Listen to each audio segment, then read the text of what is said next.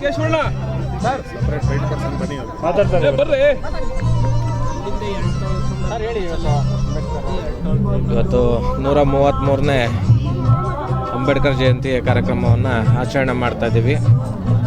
ನಮ್ಮ ಭಾರತ ದೇಶದ ಅತ್ಯುನ್ನತ ಪವಿತ್ರ ಗ್ರಂಥವಾದಂಥ ಸಂವಿಧಾನವನ್ನು ರಚನೆ ಮಾಡಿದಂಥ ಮತ್ತು ಅದರದ್ದು ಕಾರಣೀಭೂತರಾದಂಥ ಡಾಕ್ಟರ್ BR ಅಂಬೇಡ್ಕರ್ ಜನ್ಮದಿನಾಚರಣೆ ಅಂಗವಾಗಿ 133ನೇ ಜನ್ಮದಿನಾಚರಣೆ ಅಂಗವಾಗಿ ನಾನು ಶುಭಾಶಯವನ್ನು ಕೊಡ್ತಾ ಇದ್ದೇನೆ.